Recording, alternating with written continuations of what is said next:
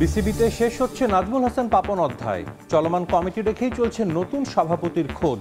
দৌড়ে এগিয়ে সাবেক প্রধান নির্বাচক ফারুক আহমেদ। নারী টি-20 বিশ্বকাপ সামনে রেখে অনুশীলনে বাংলাদেশ। ভেন্যুর চিন্তায় প্রস্তুতিতে ঘাটতি রাখতে চায় না বোর্ড। আয়োজক সত্ত্ব হারানো হবে হতাশাজনক বললেন সুমন। এবং আবারও ফিফার জরিমানার মুখে পড়ল বাংলাদেশ। বিশ্বকাপ বাছে অস্ট্রেলিয়ার বিপক্ষে হোম ম্যাচে মাঠে দর্শক ঢোকায় বাফু ফেকে 15,000 সুইস ফ্রা অর্থদণ্ড।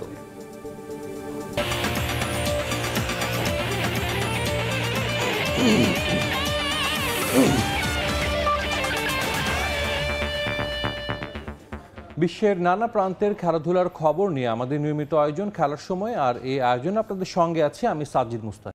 বাংলাদেশ ক্রিকেট বোর্ডে শেষ হচ্ছে নাজমুল হাসান পাপনের অধ্যায়। তার জায়গায় জোরে সোরে শোনা যাচ্ছে 3 জনের নাম। সবার প্রথমে রয়েছেন বাংলাদেশের সাবেক অধিনায়ক ও সাবেক প্রধান নির্বাচক ফারুক আহমেদ। আলোচনায় আছেন কোচ নাজমুল আবেদিন ফাহিম এবং সাবেক অধিনায়ক তামিম ইকবাল। প্রস্তাব আসলে দায়িত্ব নিতে চান সাবেক সাধারণ সম্পাদক সৈয়দ আশরাফুল হক। বাংলাদেশ ক্রিকেট বোর্ড মুক্তি পাচ্ছে নাজমুল হাসান পাপনের শৃঙ্খল থেকে। রাজনৈতিক পট পরিবর্তনের সঙ্গে দেশ ছেড়েছেন পাপন। ক্রিকেট বোর্ড ঢেলে সাজানোর পরামর্শ দিয়েছেন নতুন ক্রীড়া উপদেষ্টা আসিফ মাহমুদ সজীব ভুইয়া। লিগ্যাল ফ্রেমওয়ার্কের ভিত্তিতে কাজগুলো করতে হবে। নাজমুল হাসান পাপনের জায়গায় কে আসতে পারেন দায়িত্বে? আলোচনায় বেশ কয়েকটি নাম, তবে 3 জনকে নিয়ে এখন ক্রিকেট পাড়ায় বেশ গুঞ্জন। তাদের মাঝে সবচেয়ে বেশি আলোচিত সাবেক অধিনায়ক ও প্রধান নির্বাচক ফারুক আহমেদ। সরকারের উপর মহলের সঙ্গে আলোচনা হয়েছে বলেও জানা গেছে। সাবেক ক্রিকেটার ফারুক আহমেদ এর আগে 2 মেয়াদে বিসিবির প্রধান নির্বাচক হিসেবে দায়িত্ব পালন করেছেন। প্রথম মেয়াদে 2003 থেকে 7 পর্যন্ত, আর দ্বিতীয় মেয়াদে দায়িত্বে ছিলেন 2013 থেকে 16 সাল পর্যন্ত। নাজমুল আবেদিন ফাহিমও রয়েছেন এই তালিকায়। বিসিবিতে কাজ করেছেন লম্বা সময়। গেল বিসিবি নির্বাচনে পাপনের পছন্দের প্রার্থী তালিকায় না থাকায় পাশ করতে পারেননি। তাকে নিয়েও আলোচনা চলছে বোর্ডের সভাপতি পদের জন্য। সাবেক অধিনায়ক তামিম ইকবালের ক্রিকেট ক্যারিয়ার দোদুল্যমান। অভিমান করে অবসর নিলেও সাবেক প্রধানমন্ত্রীর পরামর্শে ফিরেছিলেন আন্তর্জাতিক অঙ্গনে। এরপর অবশ্য বোর্ডের নানা রাজনীতির শিকার হয়ে খেলা হয়নি গেল ওয়ানডে বিশ্বকাপ সহ আর কোনো ম্যাচ। তিনিও বিসিবির সভাপতি পদের জন্য রয়েছেন আলোচনায়। অবশ্য পরিবর্তন আনতে সাবধানী হতে হবে ক্রীড়া মন্ত্রণালয়কে, কারণ আইসিসির নিয়ন্ত্রণাধীন হওয়ায় চাইলেও নির্বাচিত বোর্ডে হস্তক্ষেপ করতে পারবে না সরকার। তাহলে পড়তে হবে ক্রিকেটের নিয়ন্ত্রক সংস্থার নিষেধাজ্ঞায়।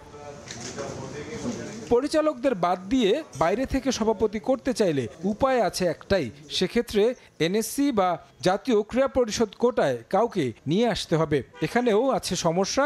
এই মুহূর্তে বোর্ডে এনএসসির পরিচালক 2 জন, জালাল ইউনুস এবং আহমেদ সাজ্জাদুল আলম ববি। তাই নতুন কাউকে আনতে হলে পদত্যাগ করতে হবে তাদের। যতটুকু জানা গেছে সে কাজ ইতোমধ্যেই শুরু করে দিয়েছে যুব ও ক্রীড়া মন্ত্রণালয়।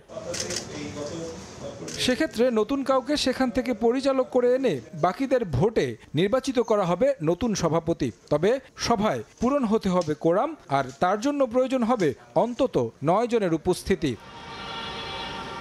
এছাড়াও বোর্ডে অন্য ভূমিকায় আরও এক সাবেক অধিনায়ক দেখা যেতে পারে। তিনি খালেদ মাসুদ পাইলট। 2021 সালে পাপনের অধীনে সাজানো নির্বাচনে হেরে যান রাজশাহীর এই ক্রিকেটার। তার অভিজ্ঞতাও ক্রিকেট উন্নয়নে কাজে লাগাতে চায় বর্তমান নীতি নির্ধারকরা।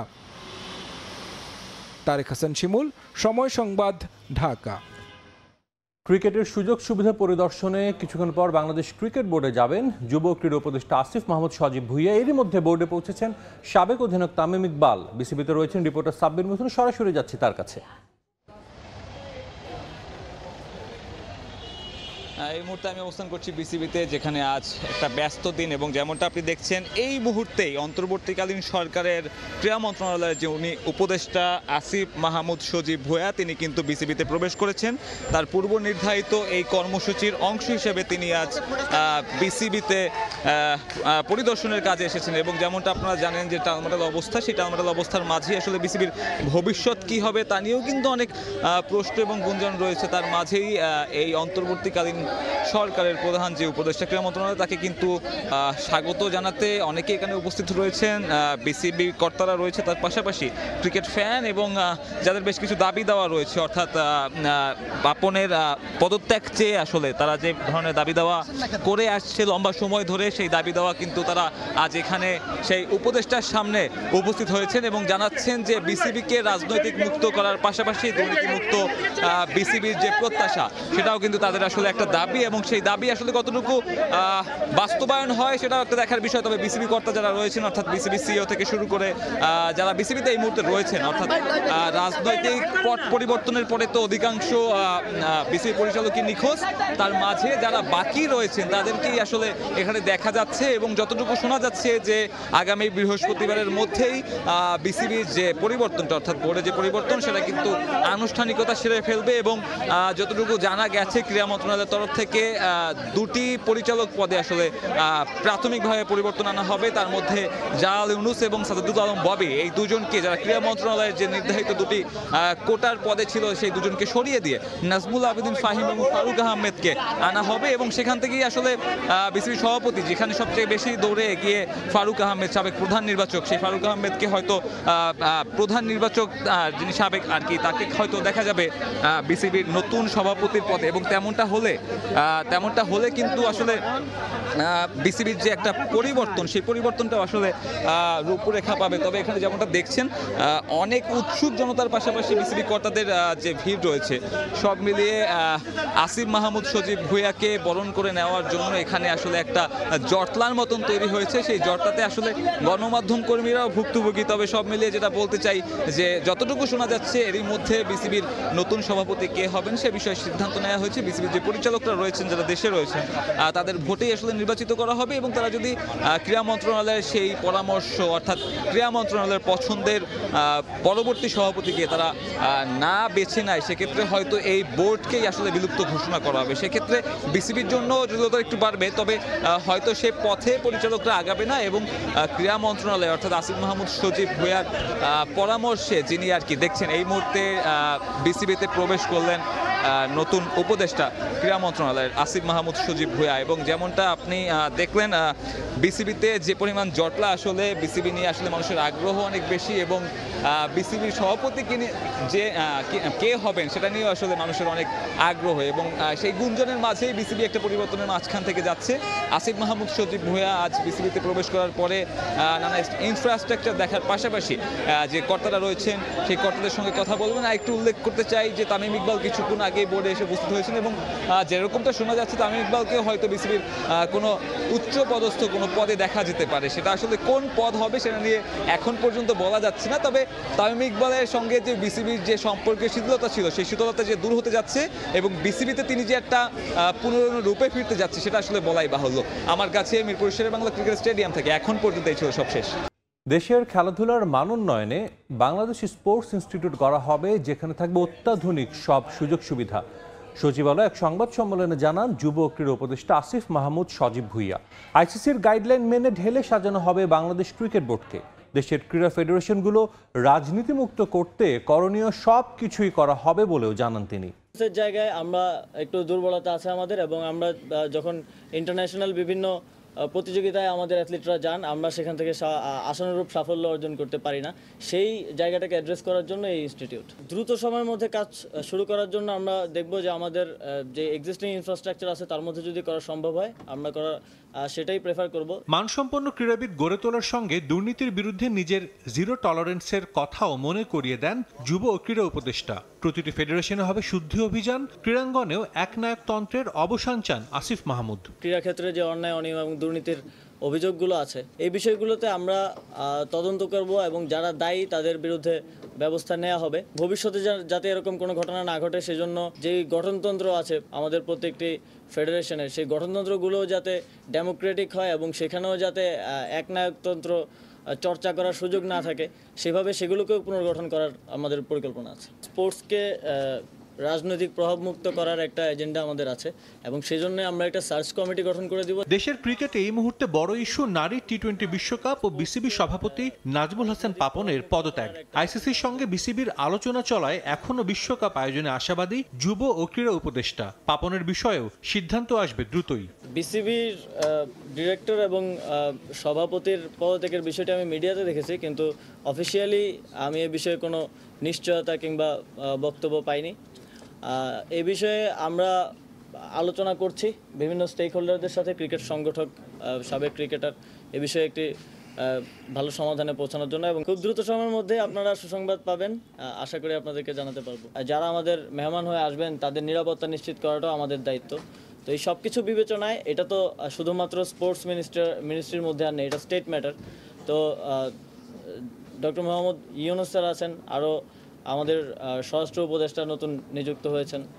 তো সবার সাথে আলোচনার ভিত্তিতে এই বিষয়ে আমরা একটা সিদ্ধান্ত নিব। আইসিসির সাথে আমাদের কমিউনিকেশন চলমান আছে, প্রক্রিয়াধীন আছে, দ্রুতই আপনাদেরকে এই বিষয়ে একটা সিদ্ধান্ত আমরা জানাতে পারবো। সাজিদ মুস্তাহিদ, সময় সংবাদ। এদিকে শঙ্কাকে সঙ্গী করেই নারী টি-20 বিশ্বকাপ সামনে রেখে মাঠের অনুশীলন শুরু করেছে জাতীয় দল।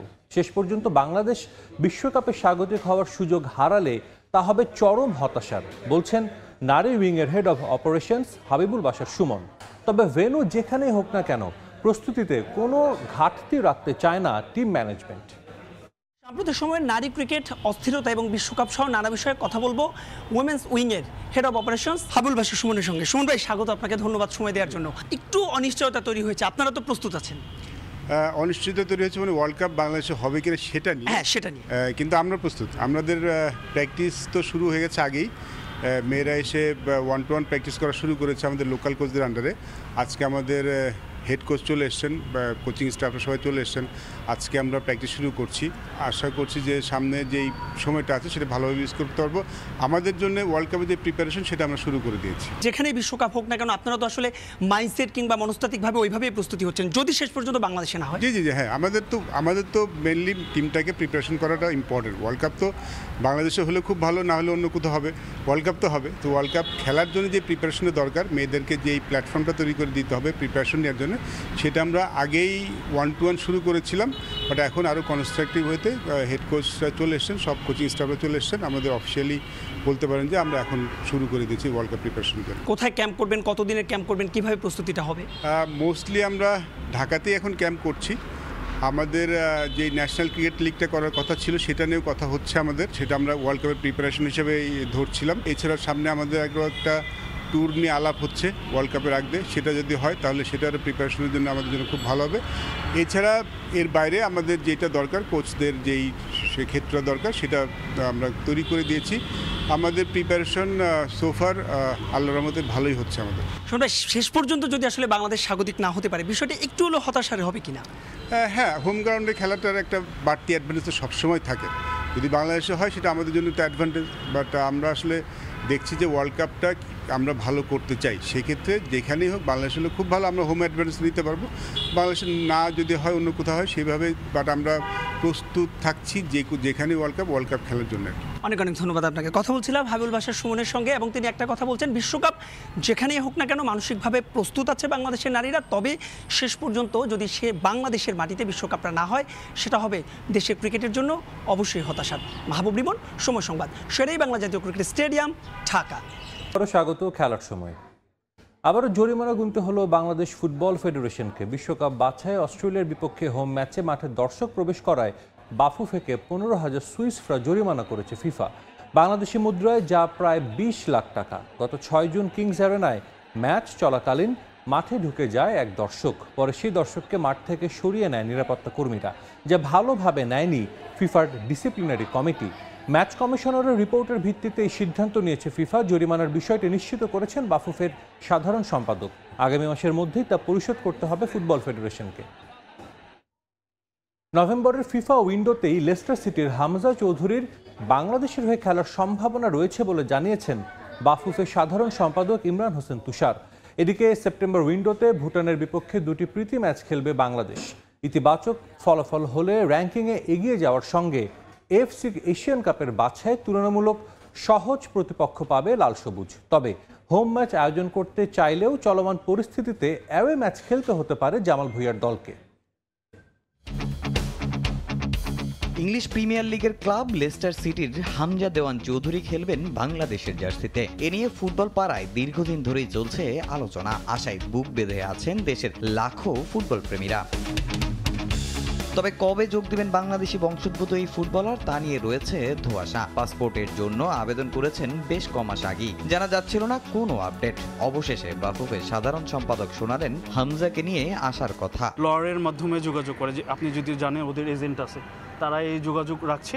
আমরা একটা ভালো কিছু আপনাদের অতি সত্বর বলতে পারবো, যে আমার পজিটিভ কিছু অতি সত্বর জানাবো। এই উইন্ডোতে আসলে পসিবল হবে না, বাট আমি আশা করি যে নভেম্বর উইন্ডোর আগে সব ফিফা থেকে যে আমরা পজিটিভ পাই, আমরা ইনশাল্লাহ নভেম্বর উইন্ডোতে আমরা খেলতে পারবো। এদিকে আগামী বছর AFC এশিয়ান কাপের বাছাই খেলবে বাংলাদেশ জাতীয় ফুটবল দল। এর আগে ভুটানের বিপক্ষে দুটি প্রীতি ম্যাচ খেলার কথা রয়েছে লাল সবুজের, যেখানে ইতিবাচক ফলাফল হলে র্যাঙ্কিংয়ে এগিয়ে যাওয়ার সঙ্গে AFC এশিয়ান কাপের বাছাইয়ে তুলনামূলক সহজ প্রতিপক্ষ পাবে কাবরেরার শিষ্যরা। তবে বাফুফের চিন্তা ম্যাচ আয়োজনের ভেন্যু নিয়ে। আমাদের আসলে AFC এশিয়ান কাপ ভালো করার জন্য আমাদের র্যাঙ্কিংটা ভালো করতে হবে। প্রাথমিকভাবে এখনও যে বাংলাদেশে করার জন্য আমরা চেষ্টা করছি, বাট আমাদের অপোনেন্ট টিমের পারমিশনটাও দরকার।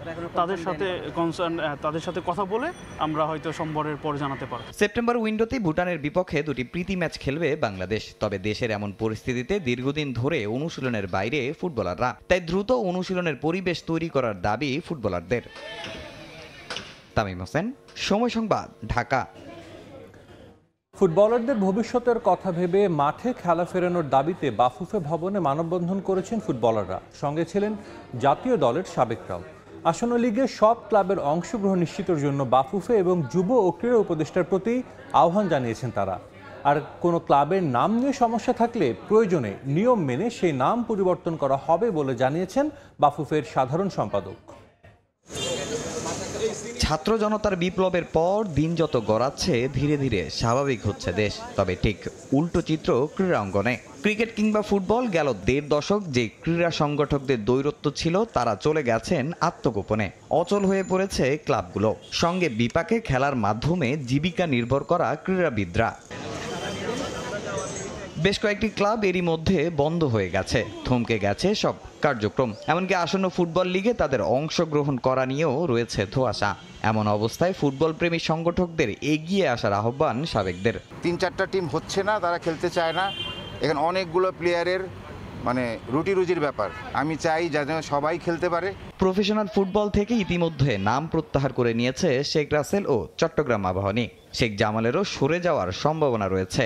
এতে বিপাকে পড়বে ক্লাবগুলোতে চুক্তিবদ্ধ ফুটবলাররা। তাই লিগে সব ক্লাবের অংশগ্রহণ নিশ্চিতের দাবি তাদের। পার্সোনালি সবাই ট্রেনিং করতেছিল যাতে আলটিমেটলি একটা ভালো ডিসিশন আসে, এবং ডিসিশন আসলে যখন লিগগুলো স্টার্ট হবে বা সব টিম যখন আসবে, তখন তো আলটিমেটলি সবাই সব টিমে ফিরে যাবে। ফুটবলের বর্তমান অস্থিতিশীল অবস্থা নিয়ে যুব ও ক্রীড়া উপদেষ্টার প্রতিনিধির সঙ্গে বৈঠক করেছেন বাফুফের সাধারণ সম্পাদক। আলোচনা শেষে জানিয়েছেন তাদের ভবিষ্যৎ পরিকল্পনার কথা। প্রয়োজনে পরিবর্তন করা হবে একাধিক ক্লাবের নামও। উপদেষ্টা মহোদয় বলেছে, যেহেতু ক্লাবগুলো হচ্ছে স্পন্সরশিপ হচ্ছে ক্লাবগুলোর দায়িত্ব, এইটা আসলে ক্লাবগুলোকেই করা উচিত। আনঅফিসিয়ালি একটু নাম নিয়েই সংশয় ছিল। ক্লাবের নিজস্ব যারা বোর্ড আছে, বোর্ডের ডিসিশনের মাধ্যমে কিন্তু নাম পরিবর্তন হবে। দল বদলের সময়সীমা নিয়ে কোনো সিদ্ধান্ত না আসলেও নির্ধারিত সময় লিগ শুরু হচ্ছে না তা অনেকটা নিশ্চিত। তামিম হোসেন, সময় সংবাদ, ঢাকা। খেলার সময় শীর্ষ সংবাদগুলো জানিয়ে দিচ্ছে আরেকবার। বিসিবিতে শেষ হতে যাচ্ছে নাজমুল হাসান পাপন অধ্যায়। চলমান কমিটি রেখেই চলছে নতুন সভাপতির খোঁজ। দৌড়ে এগিয়ে সাবেক প্রধান নির্বাচক ফারুক আহমেদ। এবং আবারও জরিমানার মুখে পড়ল বাংলাদেশ। বিশ্বকাপ বাছাইয়ে অস্ট্রেলিয়ার বিপক্ষে হোম ম্যাচে মাঠে দর্শক ঢোকায় বাফুফেকে ফিফার ১৫,০০০ সুইস ফ্রা অর্থদণ্ড। এই ছিল খেলার সময়। এরপর থাকছে দুপুরের সময়। সঙ্গেই থাকুন সময়ের।